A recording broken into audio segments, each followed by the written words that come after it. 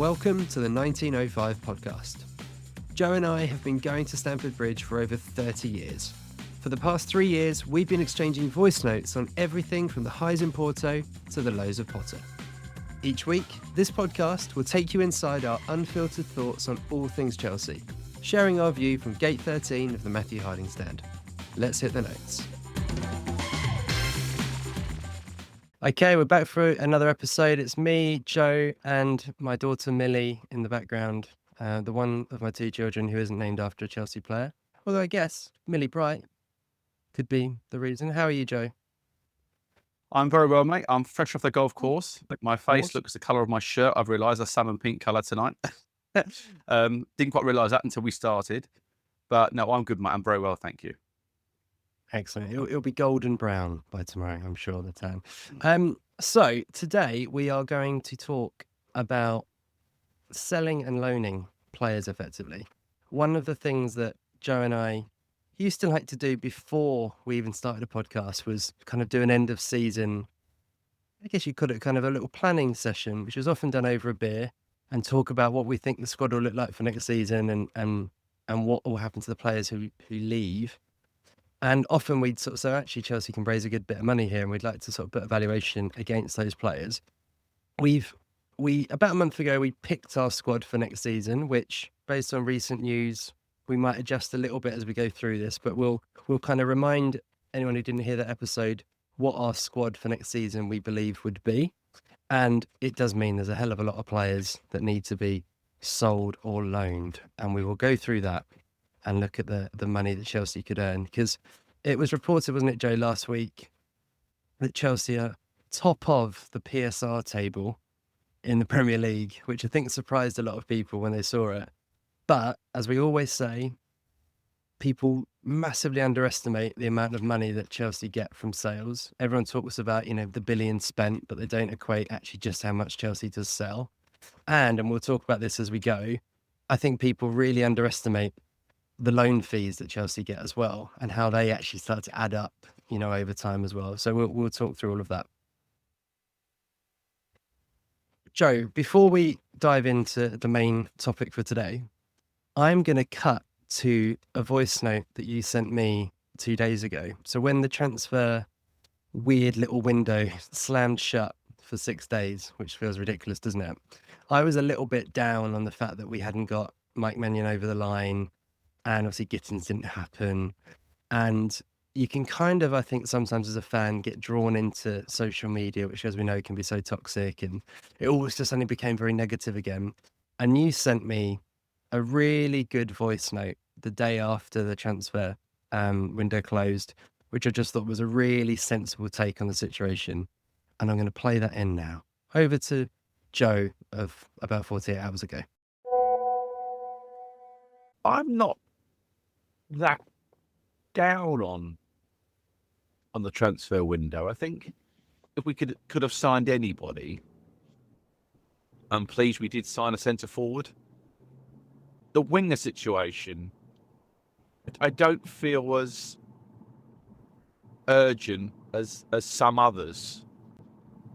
In my mind, I think we are going to sign someone, by the way. In fact, I'm almost 100% sure we're going to sign someone. But if Noni was given a go full time next year, I wouldn't be like going, oh no, that's terrible. He seems to have quite a lot of people that don't like him in the group. I don't know. I think he's a good player with lots of potential. Definitely upside with Noni. So not getting Gittins this time around, particularly if they're asking 70 million or whatever it is now, it's gone from 35 to 70. That's they're probably looking down the road at Man City, and Cherky signed for 34. And maybe they're thinking enough is enough with the whole, we're going to be taken to the cleaners by these clubs. That's how I feel about it. The Delap won 30 million. I'm sure they will pay over the odds if it was for an absolute superstar, like any club would, like Liverpool paying for Wirtz. He hasn't gone yet, I don't think, but they're talking 135, 150 million for him. I don't think Chelsea would do a signing like that at the moment. I think that's probably way out of there. They could do it, but they probably don't want to be seen to be doing it. If they'd had sort of some kind of joy in the sense that Magnon could come for, I don't know, like what to AC Milan, 20, 25 or something, and we're willing to go to about 15. So you feel as though there'll be a deal done at about 18 or 19. But even then, they might think that's too much, and if it is, then they've got Petrovic, so they're okay. I don't know. It just feels as though we are definitely not rushing these deals, which I quite like that approach. I think that days gone by of us just seeing player and getting player and paying whatever it was to get them. I think now PSR is such a big thing, and it sort of smacks of a little bit of double standards because Chelsea in the last few years have spent quite a lot of money, but I think that money's been reasonably well spent. Not the initial outlay of Aubameyang and Sterling and those types. That was a nonsense. That was a get Tuchel what he wants immediately type thing. But the more recent signings, even if they have been quite expensive, you are seeing them pay off now in Caicedo, Enzo, and Lavia and stuff. They look, they're proper signings. So yeah, I'm not against the club, just being a little bit cautious on certain players, particularly if, let's just say, I don't know, say Gittins falls through completely and they go after somebody else, they can get you for half the price, then yeah, I think that would be a better way to go. And I think Dortmund, as we know, are a selling club. They will sell to anybody, and they've always been very good at that. So I think you could get a deal done for Gittins, and I think they would sell him. But I also think that Chelsea are thinking, no, come on, don't be bloody stupid. We were sort of close at 30, now it's gone to 50, now it's gone to 70. Where does it stop, sort of a thing?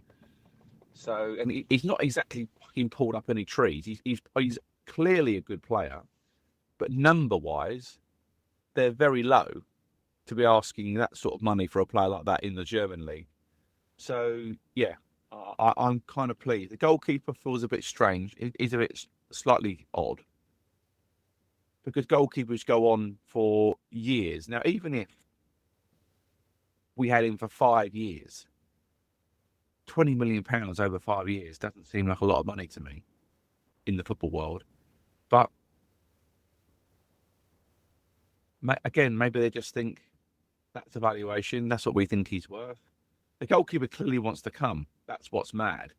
He wants to be there. He's openly said to Milan and other people with his agent, basically get the deal done. So that's a good sign. And like you say, in 6 days' time or 5 days' time now, whenever he opens, you can just go and do these deals anyway. There you go. That's you talking about Mike Mannion, blah, blah, blah, blah, blah. Okay. I thought that was really well said, Joe. And as I said in reply to you on the day, it cheered me up and made me feel good about where the squad will be by the end of the window. So we're going to go through position by position, and actually a really good place to start based on that conversation is goalkeepers. We have adjusted slightly what we think the goalkeeper situation is likely to be next season, obviously based on the Club World Cup squad. So our pick for the 3 goalkeepers that we think will be in the squad is number 1, a new signing. And again, the talk's come out, I don't know if you've seen it today, Joe, but there's now rumours again that Chelsea are likely to go back in for Big Mike Mannion, which makes sense, doesn't it? Because if you've put that many offers in for him, and then just because the window's closed for 6 days, why would you end your interest? Number 2, go on. He would be the one that makes the most sense. I've heard tonight that Chelsea are sniffing around James Trafford, which I know his name keeps coming up for a few teams. Newcastle are interested in him, but he doesn't make any sense to me because of the age profile of Penders and Jorgensen. So for us to go and buy another goalkeeper, he's probably I'm guessing here 2021. It doesn't make any sense to me. So yeah, Magnon would be the one that we should, and for the price he is, we should be going after him. And it gives us a load of experience and that kind of captaincy vibe he's got at Milan and for France too. So yeah, he'd be my pick. It's perfect, isn't it? Because he doesn't. James Trafford is 22. He doesn't block. If you go for Mike Mannion, it doesn't necessarily block the path for Penders. So I know that you're really excited about. I think a lot of us are. You can, which we'll come on to. You can give Penders potentially a loan for a couple of good years. Very similar to what we did with Courtois, wasn't it? Where you were kind of like waiting. He ended up having 2 years at Atletico, didn't he? Having had time at Genk as well. Came in and he was Champions League ready. He'd just played in the Champions League final. Not saying Penders will go loans maybe at that stature, but you probably need time for him. And Mike Mannion would just be perfect. I think the way we want to play as well. We've got number 2 for next season as Jorgensen, as we'll come on to, mainly on the fact that I think he's probably out of the group the most probably to be number 2 at the moment, whereas as we're hearing, I think both Petrovic and Sanchez wouldn't be happy to be number 2. So I think we'll talk about what we would do with them shortly. And maybe the surprise number 3, because Bettinelli left for Man City, which we haven't talked about yet, Joe, but maybe we'll get your thoughts on that in a sec. A bit of a surprise move out the club. And the surprise number 3 I'm putting down is Slonina. And that's mainly because he's in the Club World Cup squad. And again, he's the age profile that probably feels about right as a number 3. Number 3 very rarely plays. He's there for an emergency, isn't he? And I think because of what we'll probably want to do with the players who leave the club, that'll leave us with the list we'll go through now. But yeah, your thoughts on Bettinelli? That came out of absolutely nowhere, didn't it? It was so weird because on our WhatsApp group there was a few comments about Bettinelli saying that he's earning a fortune doing nothing. He's on about 40 grand a week at Chelsea, reportedly. And people were saying I'd do anything for 40 grand a week type thing. And then the next day, he was going to Man City. And to me, it just proves that point of the homegrown thing is so important. And why on earth Bettinelli is being touted for Man City? They could have gone and got anybody. I don't really understand it. It's a very odd transfer. So they must be paying him a boatload more money just to sit and be Scott Carson's replacement, which is weird. But yeah, he's gone. And Reece James has basically put his Instagram up today and said that thanks for the memories, mate. So he's definitely gone. So yeah, weird one, but yeah, he is. So strange, isn't it? It's if you are of a mindset that isn't super ambitious, it's probably the best job in football to be the number 3 goalkeeper if you don't care. Those of a certain era will remember Kevin Hitchcock, legendary sort of cult hero of Chelsea goalkeepers in the 90s. Never really established himself as number 1. Had little spells when he was in the team, but always was like the perennial number 2. And I got to know ex-Chelsea player centre-back Colin Pates a little bit when I was younger, because he coached football at my school. And I remember Colin Pates, who obviously played with Hitchcock, saying he was a really fascinating character because he had absolutely no interest in playing, in the fact that he was more than happy to be number 2. And Colin Pates would always say to him, like, why don't you go join another club? You're a really good goalkeeper. You could play, you'd start for loads of other clubs. Why wouldn't you move? And Hitchcock said, I always remember this. He'd said, I'm very happy. I like the group here. I do my training, don't have any of the pressure of a match day, get paid my money, go home. And for Colin Pates, it felt ridiculously unambitious. But there's obviously a lot of people who are quite happy to play that role in the club. And obviously the money now is astronomical for players like Bettinelli. But yeah, I thought that was interesting. Just absolutely crazy. Okay, so Bettinelli is the first on our list. He is obviously sold. We are going to try and estimate the fees as we go. It said a nominal fee for him, so we're going to put $1 million down as a likely fee that we got for big bets. Let's go for maybe the headline story of this situation, which is Petrovic. What is going to happen to him, Joe? Well, he said he doesn't want to go to the Club World Cup because he wants to concentrate on a move. That suggests to me that he wants a permanent move because a loan could be done at any time and probably quite straightforward. He probably could go back to Strasbourg, although I know they've got a couple of Chelsea players going there this season already. It sounds as though he's had enough and he actually wants a permanent move. And I can understand it. I don't know if he's got kids, he's probably quite young for kids, but if you're trying to build a life, if one year you're in France, the next year in Germany, then you're in England, I don't think it's very conducive for a good life. And some players are happy to do that, but he sounds as though he wants a 4 or 5 year contract with a team where he knows he's going to be somewhere and he knows he's going to be number one. So I've got no issue with Petrovic. He's done. I thought he was pretty damn good under Pochettino when he came in that year. He did nothing wrong really. He was very loyal. He was his performances were decent. He had a very good season at Strasbourg.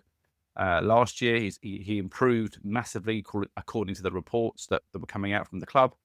So yeah, it looks as though he wants a permanent move, and Chelsea are fairly willing to accommodate that. So again, if we're going to discuss a fee, I would estimate that Chelsea would want upwards of 20. I think he's worth more than that, actually. If I'm being brutally honest, I think he could be a very good goalkeeper, and we should be demanding more like 40 for Petrovic. But I'm just on the basis of this tonight, as Chris and I will go through, we're going to try and keep the fees fairly realistic and not, put stupid, mad money on these players and kind of overinflate our final figure. So I think that Chelsea should be looking for somewhere between 25 and 30 million for Petrovic, and I think that would be very, very fair.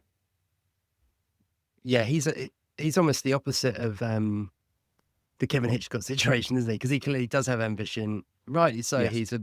He's a Serbia international goalkeeper. He wants to play for them. He was playing the World Cup. He's coming into a really good age. He's going to be 26 in October. So, yeah, absolutely fair enough that he'd want to move. We're going to always reference Transfermarkt, which is a pretty good website for values to give us a starting point for conversation.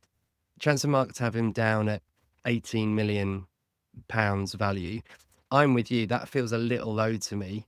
And I think 25 million would be a very fair price, and probably we're being generous, like you say, because I think if Chelsea were buying him, we'd be spending 35 to 40, wouldn't we? But 25 million probably feels about right for him. And it's a good start on our fees coming in. 100%. Okay, another big ticket then in the goalkeeper camp is Rob Sanchez. Very similar situation to Petrovic, isn't it? We probably don't have to over talk through it. He again is that age. He's 27. Finished the season actually very well. Not well enough that I'm not desperately keen for us to go and buy a new goalkeeper and make sure we don't start the season with him. But I think he's done enough for me in that run at the end of the season that we could get a good move for him now, and hopefully a good price. So I think we're both saying sell for Sanchez. Again, Transfermarkt have him at £18 million value. What would you be looking for him? What do you think is realistic? Well, just very quickly on Sanchez, again, same situation for Petrovic, like you say, he wants to move. He doesn't want to be a number two. Completely understand that. So not a problem. And again, I think we both said over the year, over the season, we sort of softened on Sanchez. We know he's got a cock up in him. We know he makes mistakes with his feet. But I don't dislike Sanchez, and all the things I said about him last year was never kind of aimed at him personally. It was just like drove you mad, and he drove all the Chelsea fans mad with the way he played. I think a value on him, isn't it mad? You've got a top four goalkeeper, and we're talking about maybe 15 to 20 million. It seems very, very cheap. You try and get Martinez or out of Villa, they're going to want 45 plus or something. So look, we are going to be conservative.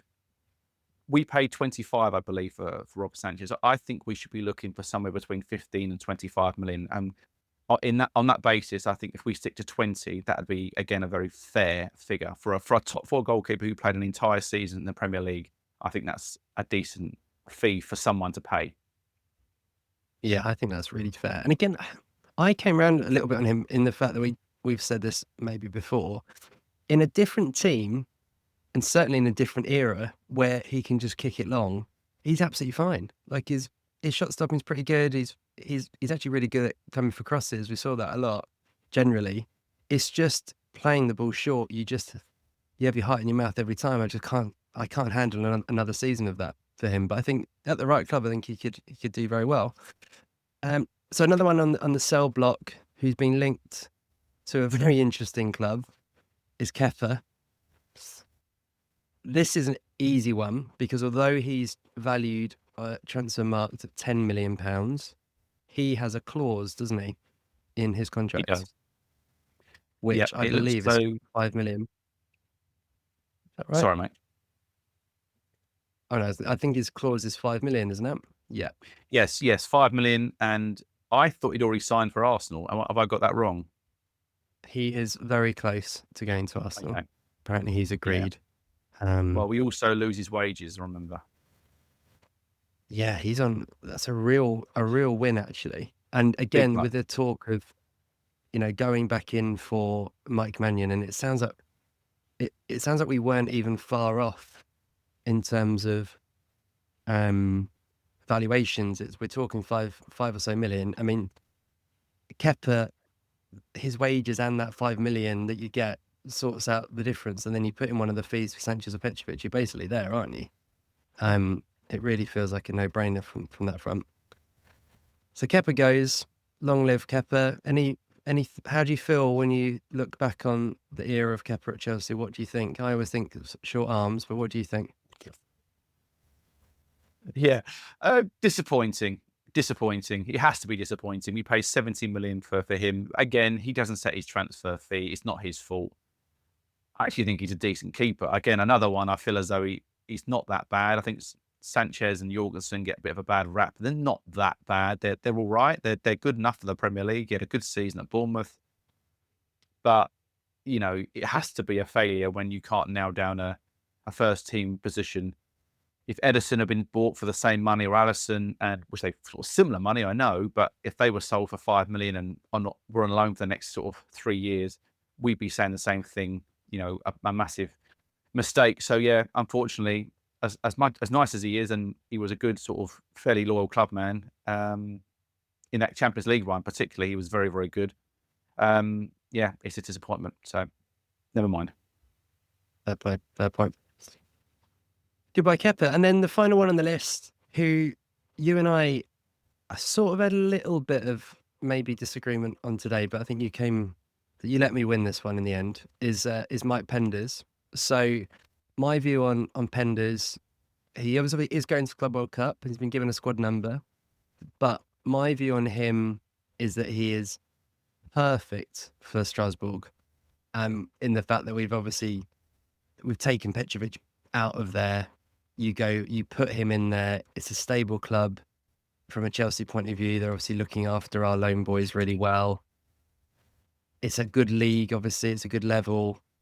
And realistically, he could be there a couple of years quite comfortably, and you're not having to worry. So I think Penders, you have him in the Club World Cup. Maybe he gets a run out, potentially in the group stage, who knows?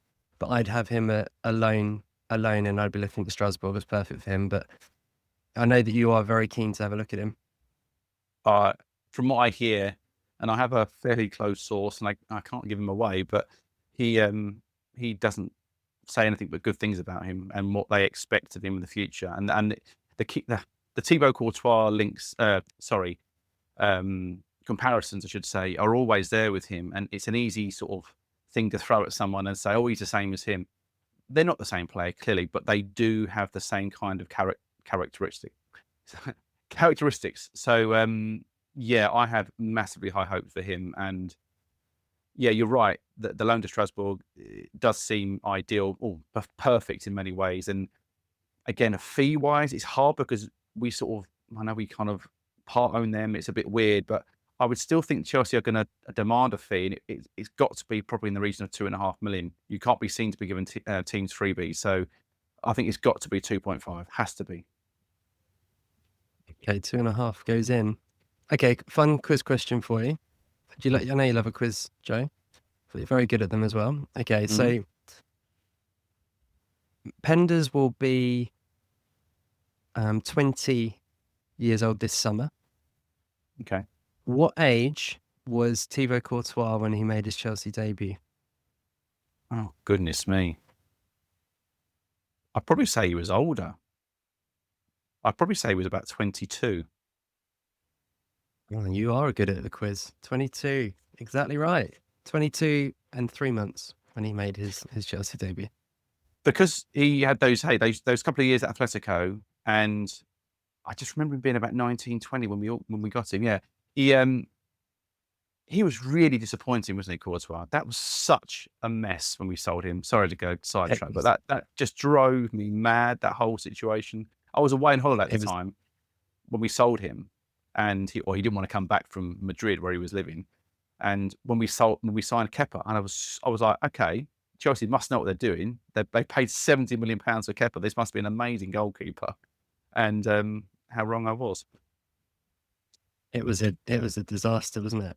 Genuine disaster, that whole situation. And you know, we've sat behind him, haven't we, a couple of times when watching him play for Real Madrid and giving him absolute abuse. And yeah, it was just such a shame, because obviously, you know, we basically got rid of arguably Chelsea's best ever goalkeeper, Petr Cech, to sort of clear the way for him. And you know, Courtois, let's be fair, was brilliant for us. We won 2 league titles with him. He was great, but the way he left, and the fact we still haven't recovered from it, is even more tragic. I guess it's quite interesting. I know we don't want to talk about goalkeepers all night, but he had played 111 games on loan at Atletico before he joined Chelsea, and 41 appearances at Genk. So he had 150 kind of games in his bank before Chelsea. Penders has had 21 games at Genk and then 39 at Young Genk, which I'm guessing is their youth team.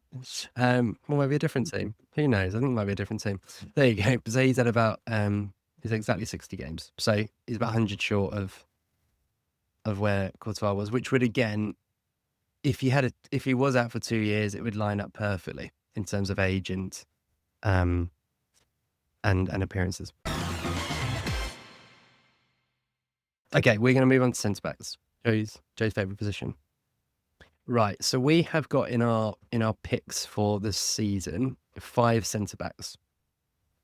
We've got Tosin Adarabioyo, Wes Fofana, who I think Chelsea made a really good call on leaving him at home for the Club World Cup. Let's just trying to get him fit again.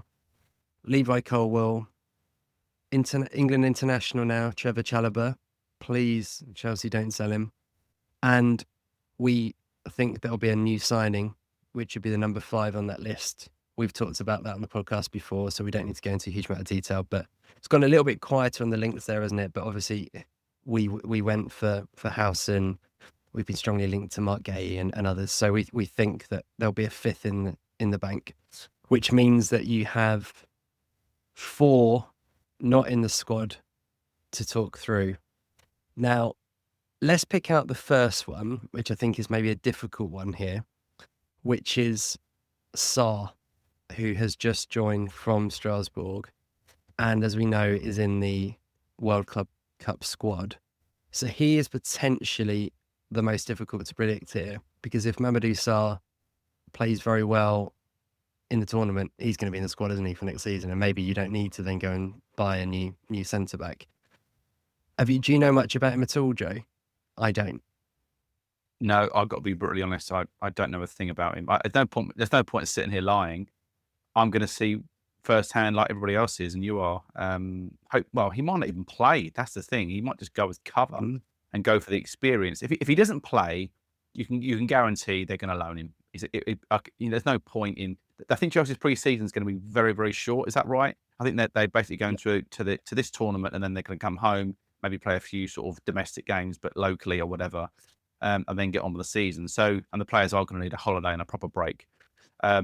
So yeah, I don't know a lot about him, but if we do get to see him, a reasonable amount, and he does okay, you're quite right. I think he could be part of the squad, and they might not get rid of him. But I think again, another one he's high on the potential list. I know Chelsea are a potential club at the moment, and it's a word that we use all the time, but I don't think Chelsea are getting too many of these wrong at the moment. I really don't. And he's an interesting one. And there's lots of talk about him for a player that's a bit kind of under the radar. There's a lot going on Sky Sports News and media outlets. You hear a bit about him. So yeah, let's watch this space with him.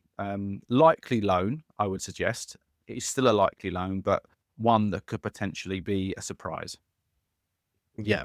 Well, we won't. What we'll do then? We won't put him on the list because we don't know. So that one part of this exercise as well is to see how much, sort of show how much money Chelsea will probably make this summer. We don't know with him, so we won't put him on there. Some that we are clearer on. Let's go to one we certainly are clear on, which is Disasi. 27 years old, valued untransfer marked at £20 million. Joe, how much did Chelsea buy him for? Do you remember? It's going to make you cry. 38, 42. Yeah, very good. 38 million we spent on him. He's one of the ones where you go, they did get that one wrong, in my view, because you're probably going to you're going to make a loss, aren't you? So we sell him. How much do you think is realistic? He's 27. Well, Aston Villa quite like him. Now, I'm not saying they're going to come and buy him because they're financially in a bit of disarray themselves. If we are going to sell him, I think you're probably you can't look much more than about 15 or 20, and you'd be probably quite lucky to get that. If you might get a little less, you could be in the 10 to 15 category with Disasi, and you might have to cut a loss. Having said that, he is a player that someone like Villa or whatever might loan. And I think he's probably more of a loan this season, personally. I think he would be, and Villa pay £5 million in a loan fee for him.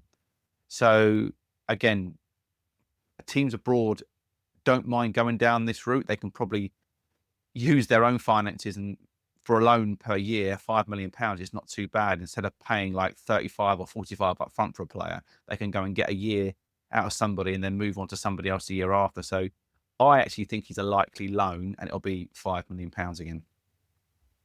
Yeah, I think you might be right there. Okay, so 5 million loan for Disasi. Anselmino, obviously, he's another one, young lad who is in the squad for the World Club Cup. He's only 19, very, very raw, isn't he? So he's an easy one. He's going to go on loan somewhere. He feels like prime for a championship loan, doesn't it? Something like that. You definitely look at Coventry, don't you, this summer, and think that there's got to be conversations with Frank, who's looked after Chelsea boys in these situations before when he was at Derby, and think that you just wouldn't be surprised if a couple of Chelsea youngsters end up on loan at Coventry. What do we think? I've been told about him that he's not your typical Argentinian player. He's a little bit, what word can I use here? Soft. Right. He's apparently a very nice boy. He's not someone that's going to go and kick his own grandmother at the moment. So, Argentinian players, are generally robust, mouthy, get in your face. I don't think this kid is supposedly like that. He's very, very nice, and he's just not ready. He's nowhere near ready from what I hear. So, yeah, I think if you can get him out on loan, and again, it'd be like an ancillary piece, wasn't it, for somebody, £1 million, I think that would be fairly okay. Yeah. Okay, we're putting $1 million down then, are we? Okay. And then the final one, another one of the Monaco boys that we bought at a very similar time, Badiashile, was brilliant, wasn't he, in that awful sort of Graham Potter season? But actually, he was the standout for a couple of months and just has never looked up to that level again really since. We think he's a sell, right? And he's got to go. Him and Disasi have been a massive disappointment. But Ishil has not been as bad. Again, a bit like Jorgensen and stuff. Not been as bad as people make out. I'm not a huge fan. To me, he's way too slow on the ball. It really drives me mad. Whenever the ball gets given into him, it takes him an eternity to give the ball away again.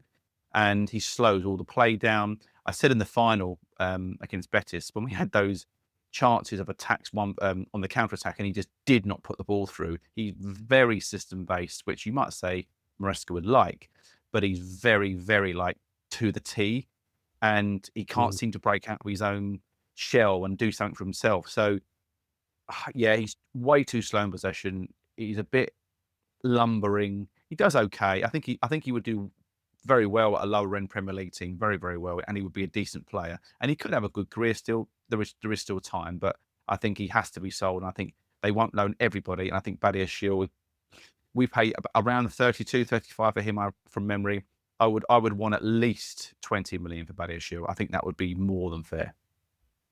Yeah, I'm with you. Yeah, you're right. Bang on again. We bought him for 35. Transfer market to have him down at a value of 20 million, and I think that Chelsea would want 20 at least. So yeah, let's put 20 down for him. So that's our centre backs. Right, left backs. Again, an interesting situation here because probably quite a few Chelsea fans are a little bit disappointed with the World Club Cup squad in the fact that we have obviously Marc Cucurella, who's been brilliant, and general thinking I think was that for the World Club Cup it would either be Vega who would be brought in as an option there, or I always get his name wrong, Ishe Samuel Smith, who's a very highly rated Chelsea youngster who would come in. It's neither of them. Neither of them have travelled, so you're looking at it's going to be Gusto or Reece James as deputising. On that basis, we think the squad next season will be Marc Cucurella and a new signing. So a new left back coming in. We've been linked to Hato at Ajax, who would be potentially that option, which means that there's a few to go out. So we'll start with that, probably the big name in that conversation, which is Renato Vega. Real weird situation, wasn't it? Back in January, playing pretty well, getting a decent number of appearances, decides he wants to leave because he wants to play centre-back, goes to Juventus, by all accounts, does pretty well. Still a really young man, he's only 21. Transfer market have him down at about 16 million valuation. What do you think happens with him? Well, I remember Simon Johnson from The Athletic talking about him when we loaned him, and it didn't seem harmonious when he left. I find it weird that he wanted to play centre-half and we wouldn't let him. We kind of had this conversation before where if you're buying a player, usually there will be a discussion. I want to play left back, I want to play centre back, I want to play both. Have I got a chance to play there? At least you have an idea. So the fact that he wants to play centre back and we haven't let him feels a bit odd to me. Clearly, I don't think it's very harmonious between him and Maresca. That's my personal view. We got 5 million for a 6-month loan, I believe, for him last season. I don't see Chelsea selling him yet. I think if we loan him again to someone like Juventus or a different team of that ilk, his value will only go up. So I think Chelsea loan him again this season. And if we got 5 million for 6 months last year, we should easily get 5 million for him next season. Yeah, it's a good shout actually, because I was tempted to say he'll be a sell because of all their dreams. He doesn't seem happy. Chelsea obviously haven't taken him and stuff. But you're right, because he's valued at transfer market for about 16 million. Chelsea paid about 12 million for him. With the right loan, he becomes a 30 or 40 million pound player, doesn't he? Like the valuation can go that quickly, get that high. When you only look at Howson, crazy. People are absolutely all over him after one good season. So yeah, I think a 5 million loan would be a really smart move for him because the only way's up. Also, if Maresca has a bad start to the season, like a very bad start to the season, in 3 months he's sacked. Now, I'm not saying that's going to happen. If there is some ill feeling between them, and a new manager comes in, and this guy comes back next year, they might agree on something. That's how quickly it changes in football. One day your face fits, the next day it doesn't. So, yeah, I think loan potentially, because if he is a good player, but there is just an imbalance in the relationship between those two. Don't get rid of him for 16 million. It makes no sense to me. Yeah, I loan him for 5 and see what happens in the future. Yeah, really good shout. Right, another one on the list. I mean, you just nearly forget him. It's that crazy. And he was Chelsea's vice captain a year ago. This is how crazy it is. Ben Chilwell. He had a relatively unsuccessful loan spell, didn't he, at Palace, and the fact that he didn't play much. Obviously, he's got an FA Cup medal, but he didn't play much. Valued at 16 million on transfer market, 28 years old now, on massive wages, as we know. What do you think happens with Chile? I haven't got a clue. Chilwell's one of the hardest ones to sort out here, because we're not going to get a big fee for him. We're not going to get 16 million for him. Not a chance. If he can't stay fit and he can't get in Palace's team, we're not going to get 16 million. Loan wise, we just seem to be happy to get rid of his wages. So he's really tough. Go on. What do you think? Well, because guess, do you know how much his wage is? Have a guess. 200 You're grand doing a well week. on the quizzes at the moment. Yeah, 200. bang on again. 190. I'm reading here, but another one says 225. He was one of that little era, wasn't it, where Reece James got a big deal, Chilwell got a big deal, and obviously they brought in people like Sterling on those big contracts. It was like the last spell of that before they restructured everything. I think because of that, I think he's a loan. Don't you? Because I just don't know 100%. how you. He's definitely a loan, but I just don't know if we get a fee for him. I think Chelsea might just say someone take his wages or half his wages at the very least. So Yeah. I don't even know if you put a fee down for him. It could be a zero fee and hope that someone takes his wages personally. Yeah. It's a little bit like Kepa, isn't it? Kepa situation where, yeah, you're kind of probably taking nothing but thinking, can we get that? And then Caleb Wiley was at Watford last season on loan. I think he'll go there again on loan, the young American lad. And so easy conversation. Let's put a 1 million fee down for him.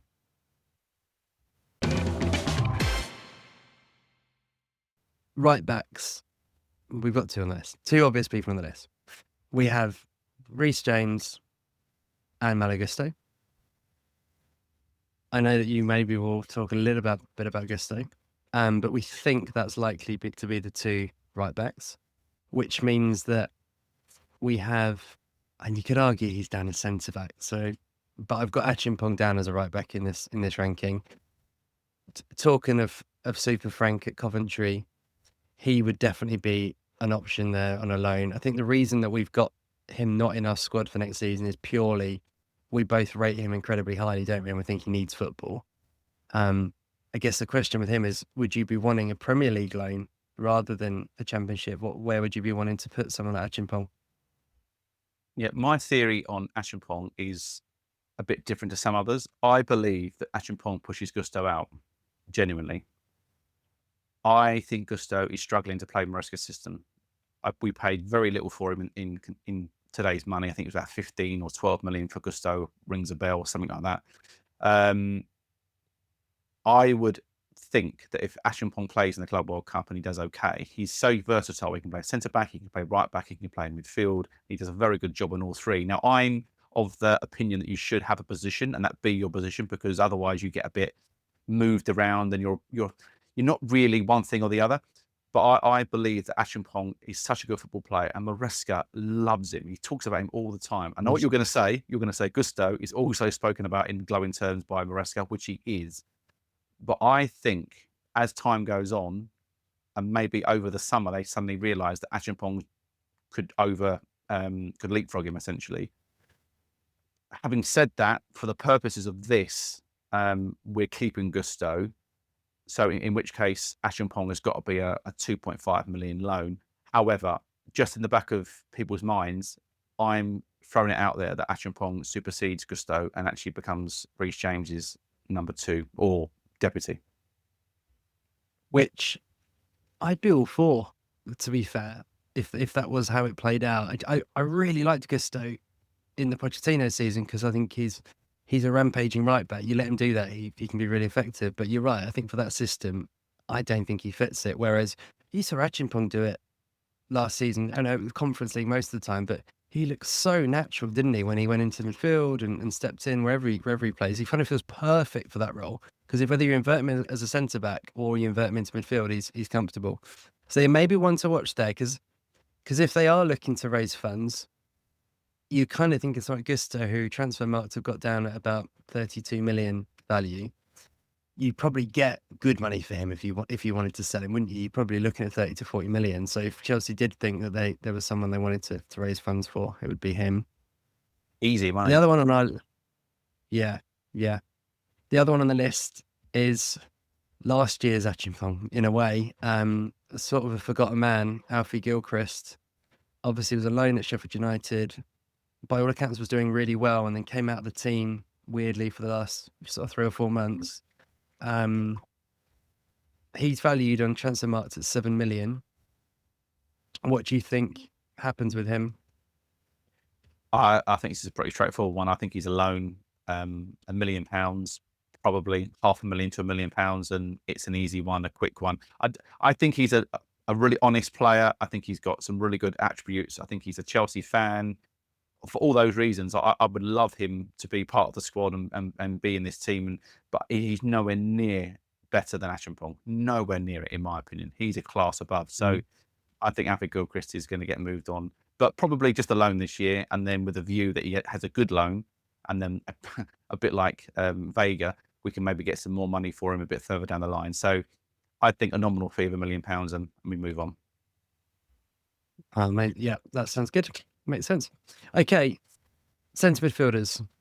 I mean, maybe the area that Chelsea are the envy of much of the league next season, because going into the World Club Cup, we will have Enzo Fernandez, Moises Caicedo, Andre Santos, Romeo Lavia, and Dario Sugo.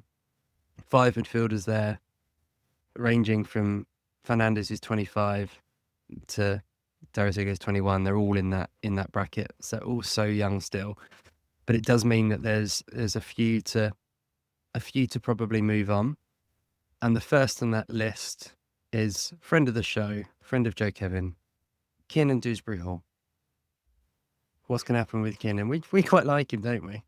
Yeah, I actually think he's all right. I think he's a great squad player, but I don't think he wants to be a squad player. I think he was happy last year to do it because I think he realised that was going to be his role. But I think there were a few teams in for him in January. I think if they could have got a deal done, they would have done, but maybe they didn't quite get the fee they wanted. But I think we paid 30 for Dewsbury-Hall in the summer. We are going to lose money on him, sadly, but I think we should be looking around £20 million. We have to sell some players, and he's never getting in that lineup you just mentioned there. So we haven't got the club, the Conference League where you've got easier games. You've got the Champions League every single Tuesday and Wednesday. So yeah, for me, it's a fairly easy sell, and I think there'll be quite a lot of teams in for him. Actually, he's a decent footballer, a good guy, a good person to have around the place. But just didn't quite work out the way he wanted it to. So I think 20 is fair, and we do take a loss on him, sadly, but that's where I would go. Yeah, I think 20 is about right. We paid 30 for him, didn't we? Which was obviously a little bit high. I think you're right. I think if he'd had a better season, you definitely get more. You definitely be looking at 25 or 30. But based on the fact that clubs will know that we're looking to sell, it probably is about 20. A good. You know, I know he's been linked to West Ham, but that feels about right, doesn't it? Like he'd be a good player somewhere like that, I think. And then an easy one, probably a quick chat, is Amugu. Sorry, trying to get his name right. I think he made 1 appearance in the team. Real weird signing. He's only 19 years old. He's going to go on loan, isn't he? He's probably going to be one of the guys who goes to Strasbourg. I know we can't send everyone to Strasbourg, but he's going to go somewhere like that. I'm calling it now. He will be a player that will never play for Chelsea again. Unless he has some incredible loans next couple of years. I think he's your classic asset player that you buy for X and you sell for Y and make some money on the loans. But is that a quick one? We put him down as a nominal 2 million loan fee, around that. Yeah, I think there's no point going on about him too much. I don't know enough about him, so that appearance, I don't even remember it, to be honest with you. I think 2 million, 1 to 2 million is fair, and I suppose you see how he gets on at his loan club and take it from there next season. Yeah, makes sense. And then this one is maybe a little bit more interesting, because someone who probably would have been quite useful to us actually last season. So I remember you were really impressed by him in pre-season, and when on one of our last podcasts before the season, you said we should be keeping him around. We didn't. We sent him to Southampton, where he played 26 Premier League games, so had a really good spell. But Leslie Gachukwu, valued by transfer market at £18 million. He's only 21 years old. where does he land in this conversation? I actually feel a bit sorry for him because I think he is a good player. He'd be perfect. You know who would be great for? Everton. Someone they love a player like him. His size, his stature, powerful player. It goes to show you that when you have a bad loan, how your value can decrease. And I'm not saying he didn't play necessarily bad, but the team got relegated and it looks bad on you. So, yeah, I think Chukwuemeka had a very good preseason for Chelsea in America, and then when he came back in the home game against Inter Milan, where he scored actually on the last minute, I think it was. So, yeah, good player. Maybe not going to get into that group that you just mentioned earlier on. So, yeah, probably. I actually think he could be a sell, and I think we could get 15 to 20 for Chukwuemeka, and I think that would be all right. Yeah. Yeah, it's hard to. There is a loan limit as well, isn't there? You can't loan everyone. I know we like to loan a lot, but yeah, okay. So we're thinking a sell, and we're saying 15. I think it could be more than that. This is low end. I'm lowballing this. Yeah, I think 15 to 20 would be a decent fee. What did Chelsea pay for him? We paid 23 million for him. I'm not saying that you're going to get that back, but you think that if Chelsea were to sell him, they'd want at least 20, wouldn't they? Probably. They got a loan fee for him last year from Southampton, you would have thought, as well. Yeah. Okay, we'll put him down as a sell for 20.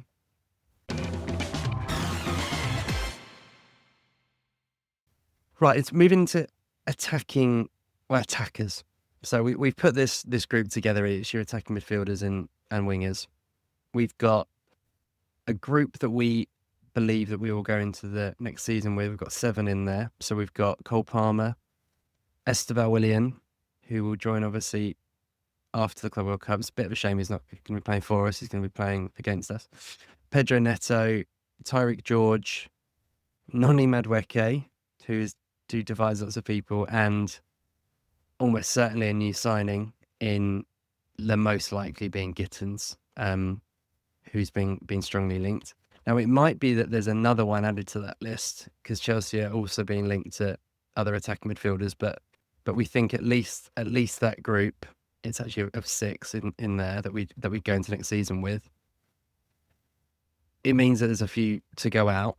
So Kenji Pires is a quick and easy conversation because he's going to Strasbourg on loan. We know that much for certain. So let's put a nominal 2 million loan fee on that one. Let's go to João Felix. Is this Lukaku 2.0, Joe, where we're just going to loan him forever? What do you think?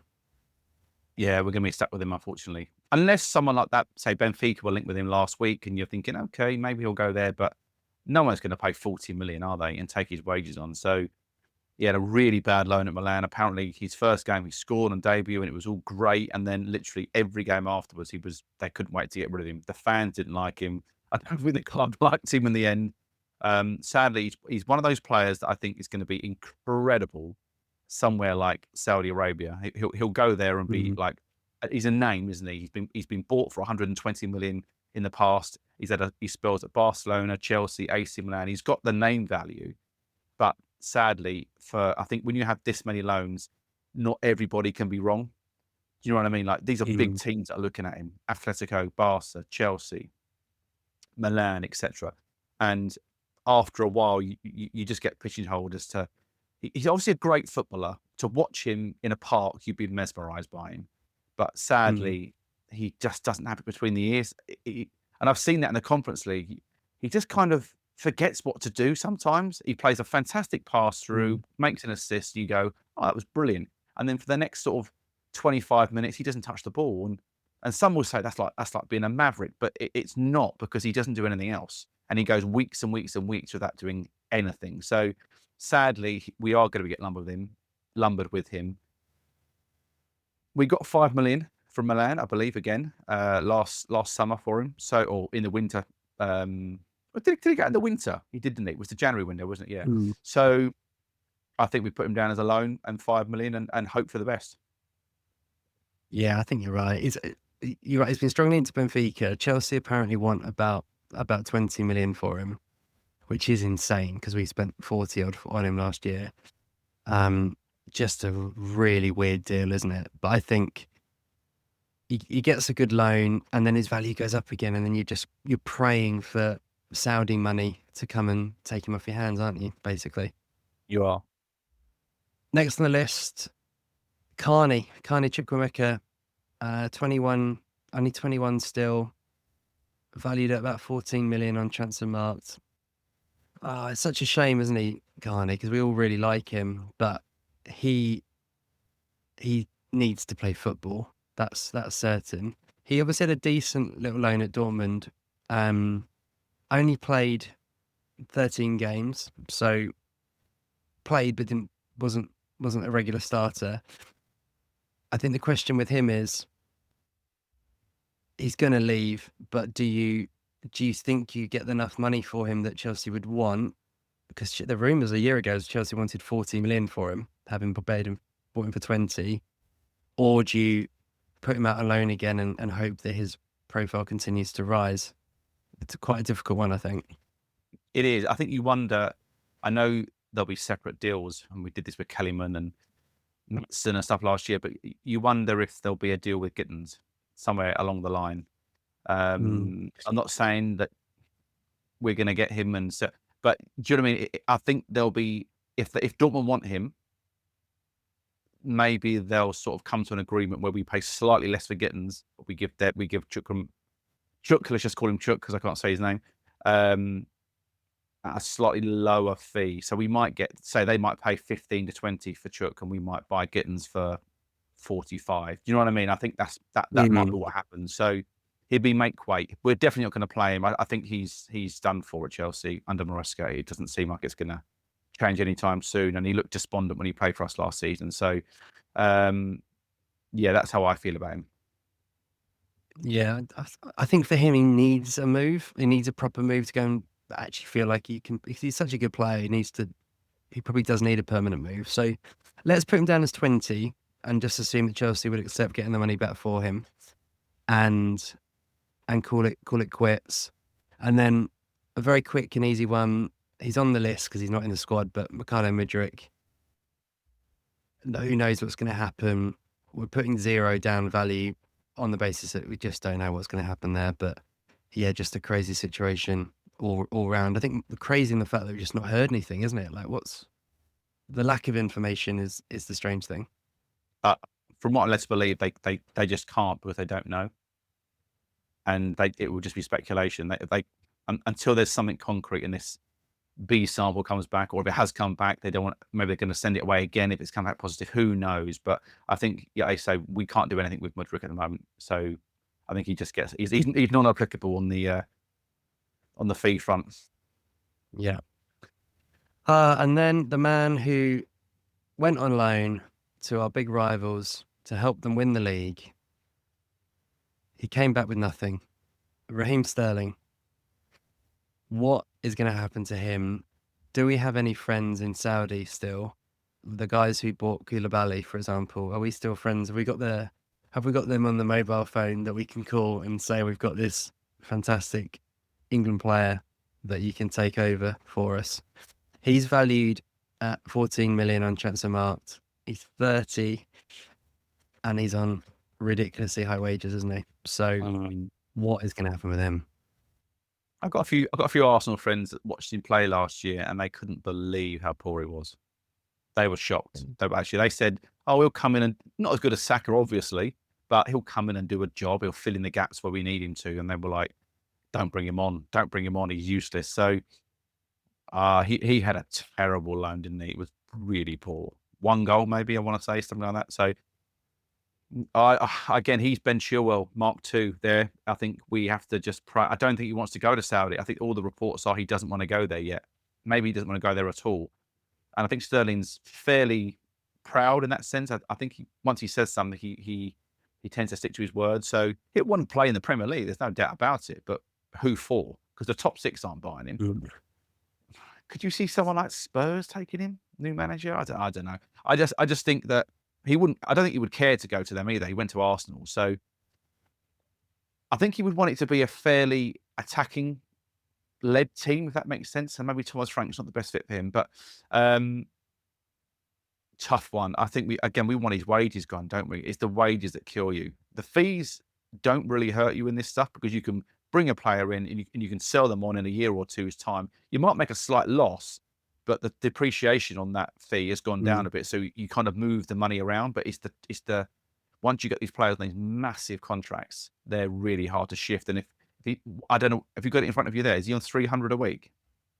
Yeah, he's on 325 grand a week apparently, and Arsenal only paid a third of that, so they paid 100 grand a week for him, and obviously no fee as well. So you're right, he's a zero fee because no one's going to pay a fee, and then you're like, it's a negotiation on how much of the salary they're going to pay, isn't it? So, and what I'd say about him is a little bit like you say about people picking their salary. He didn't pick the value. He didn't pick to be the highest paid player, I think, which has really hurt him at Chelsea. He's also one where he's a classic example, isn't he? Where a bit like Wayne Rooney, his career started so young. Like he was 17 and he was in the Liverpool team, wasn't he? Playing every week and has basically played every year for 13 years, and therefore at 30 kind of just looks a bit gone. And obviously he was also a player that massively relied on pace. So he's hit 30. The league is just, in almost the last 18 months, has moved past him. It's been that quick, hasn't it, really, to see him fall. So yeah, a zero fee, and just hope that someone's willing to pay enough for his wages. Yep, sounds sterling. Is that what I could see happening, and I don't think it will, but what I could see happening is he's got a bit of pride, and he goes, you know what? I want to go to another team because I want to prove to Chelsea or anybody else, Arsenal maybe, that I've still got it. Because some players are, they are very headstrong. I think Sterling is a headstrong player. I think he believes in his own ability, which is good for Chelsea because he wants to prove us wrong. Maybe it's a lot of money still, but someone says we're willing to pay you 150 a week on a 2-year contract. Obviously, he's going to drop a lot in salary from Chelsea, but he's going to play every week and he'll have a home. That is a possibility. I'm not saying it's going to happen, but I think it is possible because some players, like I say, want to stick it to you. So if I was on 325 a week, I've got to say I'm probably staying at Chelsea and taking my money. But you just never know. He's a possibility that he wants to stick it to Chelsea, but I think, like you say, for this purpose, we have to put down zero fee and hope that someone takes his wages. Yeah, 100%. Right, the strikers. So we are predicting that Chelsea will definitely be going into next season with Liam Delap and Nicholas Jackson, who there have been a little bit of links away, but I don't think either of us want him sold, so he's in our squad for next season. Now, there might be a third in the group. Obviously, we're still getting linked to Ekitike and others. We will have to wait and see. But either way, there'll be a good group of strikers there, which means there's a few to move on. Let's go to the big ticket in this camp, which is Christopher Nkunku. He's obviously in the Club World Cup squad, which was a little bit of a surprise to some. I don't think it was a massive surprise to me because he's been part of the squad. Why would you? It was to me. His value... Pardon? I was surprised. I was very surprised really? to see. Yeah, massively surprised. I think it's weird. He has been utter shit. I don't understand why he's gone. I just don't get it because unless they've reconciled, then fair enough. But if you're not going to play him, why go? He didn't come on in the Conference League final. I think it's a really odd one, that personally to me. But sorry, I didn't want to cut you off there, mate. But yeah, I just found it bizarre that he went. No, I think for me, they've obviously decided to take the easy option of keeping the squad that pretty much finished the season, and he's still a very good footballer. You know, if you get a couple of bad injuries when you're there, you're going to want him in and around it as an option. His value is the big one here, isn't it? Because just looking at transfer markets now, Chelsea bought him for about £55 million. He was actually valued at more than that. He was valued at 75 million. That's how huge his value was at that point. Obviously, he was top scorer in the Bundesliga, had been smashing the goals in. His value has plummeted since then, according to this. So he's valued at about £32 million. He's going to be a sell. That's an easy one. I don't think Chelsea would want to loan him and even entertain that, because he still has a big reputation. The question is, what do you think we could get for him? Like, would you want 40 plus? We paid 52 million for him. Chelsea don't sell him for any less than what we paid for him. I just said he's complete shit, because that's how he played for Chelsea. He's not, and you're right, he's not a shit football player. He's not. He's clearly not. He's just not trying. He doesn't care. And I think he's been a little bit mistreated. I think when we had that game against Bournemouth last year and he come on a sub and he got the winning goal, then the whole team was so dreadful. And then the week after he didn't play, he must have been thinking, what have I got to do to get into this side? And I think his head went at that point. And if it wasn't then, it would have been very shortly after. He was getting bits and pieces. He was getting 5 minutes if he was getting anything. And then we were like, we've got a couple of injuries now, mate. Do you want to go and play for us? And he was like, not really. And you could see it. You could see he didn't care. The famous balloon celebration went completely out the window, because he stopped doing that altogether. He didn't score many goals, I must admit. But there is a player there. Don't get me wrong. I'm not saying that he's been great for Chelsea. He hasn't.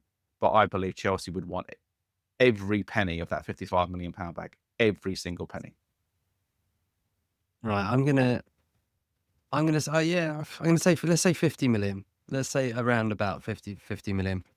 And you know, the reputation's still huge for him, isn't it? It's absolutely huge. And you're only going to be selling to a big club with him as well. You're going to be selling to a Bayern Munich, a Paris Saint-Germain, and a Man United, aren't you? So these are the guys who have got money. Right. It's almost forgotten man territory here. So let's do them together, because they're very similar. Armando Broja and Datro Fofana, both valued at about Broja is 12 million on Transfermarkt. He's 23. Fofana is 8 million. He's 22. Do you remember we wanted, was it 40 million for Broja a couple of years ago from Everton? And we're not going to get that now, are we, Joe? What are we both to sell on these two? And what do you think we can get from? Do you know, you get player fatigue. You know, you see his name, he pops up every summer. Chelsea are going to take a look at him in the summer. You think, no, they're not. They're just not. Broja is probably a very good football player. I've got nothing against the guy. He's clearly got some talent, but no way is he getting this Chelsea team. Not a chance. So I think you just cut your losses at this point and you hope to get 10 million. He could be loaned. He's loaned all the time. But I think that, in my opinion, if somebody come in with a £10 million offer, he just goes and that's it, done. And Chelsea might not see it that way. They might be thinking he's young still. What if he gets 25 goals next season for someone, I don't know, on loan? His value goes up again. Strikers are so expensive. But I think at some point you've got to let these players go and just let them develop somewhere else and be fair to them. That's my personal opinion. I think I don't know how you feel about it. I think 10 million and sell. Yeah, he's such a good example of player fatigue. This is how mad it is with him. He's been around for ages. So just looking at it again, he was at Vitesse on loan in 2020-21 season, and he did all right there. He scored 10 in 30. Then he went to Southampton 2021 and had a pretty good loan there. Do you remember? He scored 6 goals and played 32, but he was a real handful. And we thought, okay, you kind of thought there's a player there. Came in little bits and bobs in the team for Chelsea, but didn't do much. And then he's had a bit of a disaster. He went to Fulham. Do you remember, on loan? I remember my mate's a Fulham fan, and I said, I think he'll do well for you guys. I think he'd be a decent sort of signing. He played 8 games, didn't score.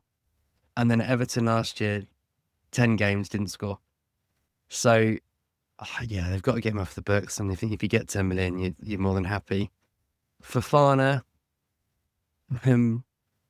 Datro Fofana, again, he had that good loan at Burnley, didn't he? And you were like, oh, he could be a player, actually, and has really done very little since. What fee do you take for him? What did we pay for him? Does it say what we paid for him? Yeah, let me find that for us. We paid 10 million for him. in 2023. You feel like as a striker, he's worth 10 million because he's a forward. He has scored some goals in the Premier League. He's done that little spell at Burnley where he did okay. I'm not suggesting that's why you paid £10 million for him, but I think that did Chelsea want to keep him and loan him out again? Maybe they do. He's so hard. I really don't know what to do with him, Chris. I don't know enough about him. I've not seen him enough. What do you think? I think we sell him, and we sell him for 6 million or something silly To the Dutch league. To someone like the Dutch league, I think, because he went on loan last season to a team I've never even heard of, and did absolutely nothing. He played 9 games, scored 2 goals. Yeah, I think he goes. And then Mark Gui. I've said his name 100 different times in the podcast in the last year. He was strongly linked to a loan to Ipswich, wasn't he? But hasn't done that. So maybe that's gone a bit quiet. I don't think he wanted to do it. But I think we both agree that he is a loan, right? He's one of those, he's so raw, you want him to go and get a loan. And I think the question mark on him is, do you want to try and get him a Premier League loan or a top sort of European league? But yeah, any particular kind of destination you'd like to see him at? If he was to go to the Championship, I could say he would be an amazing Lampard player. Like, I think he's way too good for that, by the way. To go from Barcelona to Chelsea to Coventry, I think would be a bit of a step backwards for him. He had his injury last year, which kind of didn't help his progress. But I think he's a good player. I actually think there's something there. I initially saw him, didn't I? I messaged you ages ago and said, this guy is useless. What's he all about? And then he did kind of win me over a little bit. Yeah, I think he's a definite loan. Chelsea are looking at Ekitike, they're looking at Sesko, they're looking at 1 or 2 other players. These names are sort of not going away in the summer. Again, I don't think we're going to get the guy from Sporting, Gorkarez. I think he looks like Man United bound, possibly. But we are definitely linked with another striker. So with Jackson, Delap, and maybe one other, I don't think Mark Gui gets in this team. So he's a definite loan. And I think if he goes to a Premier League team or a higher end, let's say a French league, a Serie A team, I think you've got to be looking for 2.5 million as a loan fee, maybe even slightly more. If he goes to a Championship team like a Lampard, I don't think they're going to pay that. So you might be looking at around the 1.5 million. So that's where I feel he's at. If we say a 2 million loan, and I think that's fair, we might get a little bit more if we're lucky, but let's say 2 million. Yeah, sounds very fair indeed. Okay, so we've tallied it up, and again, to repeat the fact that I think Chelsea people massively underestimate the value of what Chelsea sell and loan and how that adds up. That is 226 million that we've just raised in the players that we think aren't needed in the squad, of which there's 25. God, it's a whole squad. It's literally another squad, isn't it? It is literally the definition of the bum squad. But yeah, 225 million. And there's probably quite a few there that I think we might have even gone a bit light on in terms of valuations that, we were pretty cautious, I think. So yeah, a lot of money to be made this summer and hopefully used in the right places and not too many of more João Felix type deals, which just, as you can see, just hurt you because you end up stuck with them. So yeah, I guess let's finish the pod with a final thought, which is related to what starts next week. Monday night, Club World Cup. How are you feeling about it, Joe? How much are you looking forward to it? How much is it in your diary of thinking, oh, we've got a game Monday, we've got a game Friday? Where are you sitting with it? I like the idea of a competitive match. I think if it's friendlies, I get a little bit kind of not asked about it. I think the fact that we actually have got a competitive game, there's going to be 3 points for a win in the group stage, etc. There's something behind it, and I think that because one of the 2 of the teams that we're going to play at the beginning, we haven't heard of them very much. Your instincts are that we're going to win those games and qualify fairly easily. Let's hope. Famous last words. But yeah, I hadn't given it much thought all season long, and then over the last few days, I've been speaking to a few people, and they've all said they're going to watch it because I think it's free on one or two channels. So I think on DAZN it's free, although they did pay an awful lot of money for it. So I hear. So yeah, I think it's got an edge to it, and there's some amazing teams in this tournament. And I know people are giving it stick because LA Galaxy are in it and Lionel Messi, for example. But the chance to see Lionel Messi play football in whatever league and whatever standard is never a bad thing. So yeah, I'm actually quite excited for it. If we don't win it, I'm not going to be devastated either. I just don't want Chelsea to go away, have a really long tournament, maybe get a little bit tired.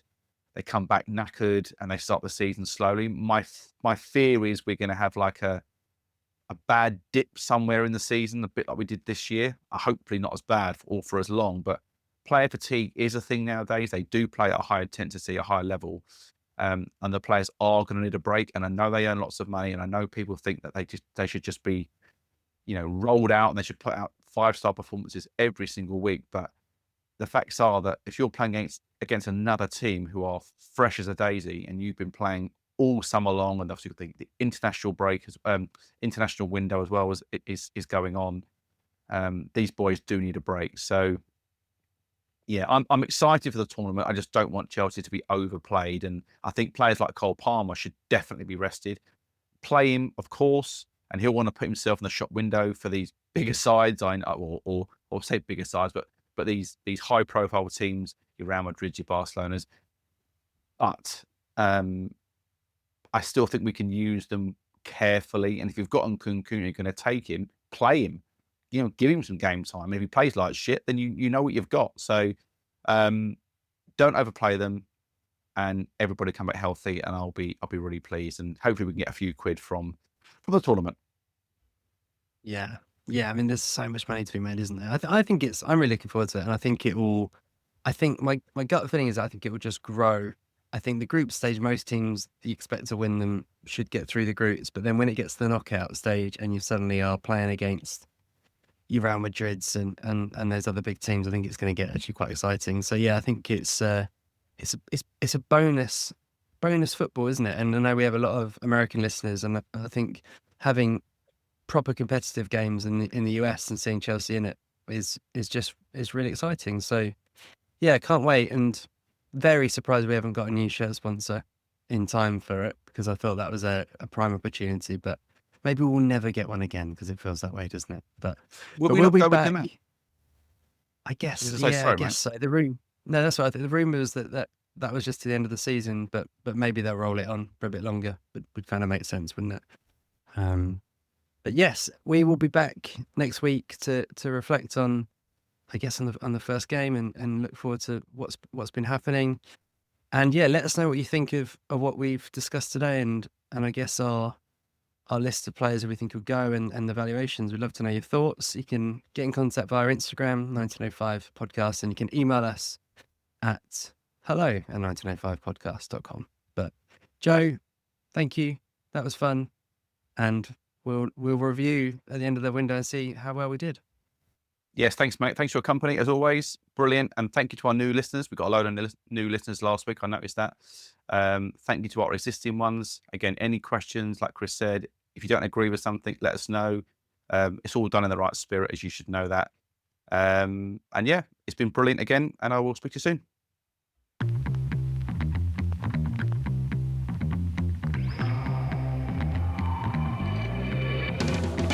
Those were the Chelsea notes for this week. If you enjoyed the podcast, do us a favour and share it with a fellow Blue. And we'd love to hear your thoughts, so leave us a review wherever you're listening.